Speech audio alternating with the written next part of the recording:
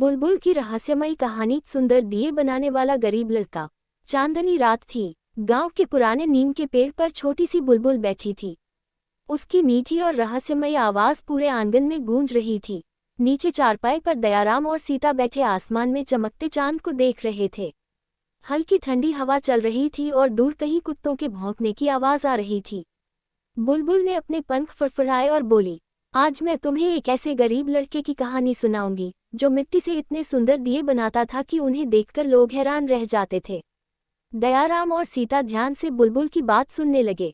बहुत समय पहले एक छोटे से गांव में गोपाल नाम का एक गरीब लड़का रहता था।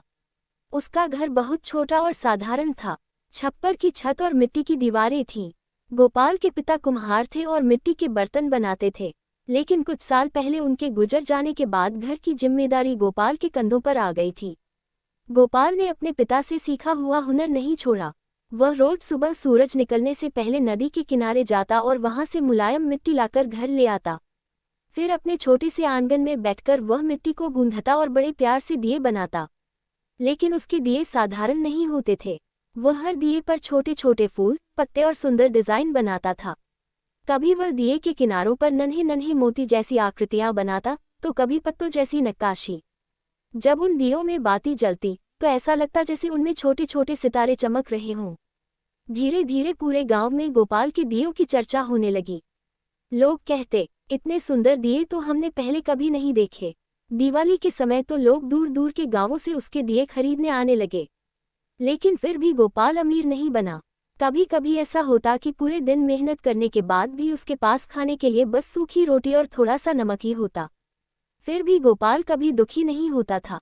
वह हमेशा मुस्कुराकर कहता, मेहनत और सच्चाई से बनाया हुआ काम एक दिन जरूर रंग लाता है। एक दिन गांव में एक बड़ा मेला लगा। मेले में कई दुकानदार अपने सामान बेचने आए थे। गोपाल भी अपने सुंदर दियों की टोकरी लेकर वहां पहुंच गया। लोग उसके दियों को देखकर रुकने लगे।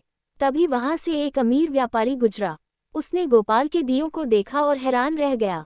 व्यापारी बोला, बेटा, तुम्हारे हाथों में तो कमाल की कला है। ऐसे दिए पूरे शहर में बिक सकते हैं। उसने गोपाल के सारे दिए खरीद लिए और कहा कि वह हर महीने उससे दिए बनवाएगा। उस दिन के बाद गोपाल की जिंदगी बदलने लगी। धीरे धीरे उसकी मेहनत रंग लाए और उसका छोटा सा घर भी खुशियों से भर गया। इतना कहकर बुलबुल कुछ देर के लिए चुप हो गई। दयाराम उत्सुक होकर बोला, वाह, उस लड़के की मेहनत सच में रंग लाए। सीता मुस्कुराकर बोली, सच है, सच्ची मेहनत कभी बेकार नहीं जाती। बुलबुल ने अपने पंख फैलाए और धीरे से कहा, यही तो इस कहानी की सीख है।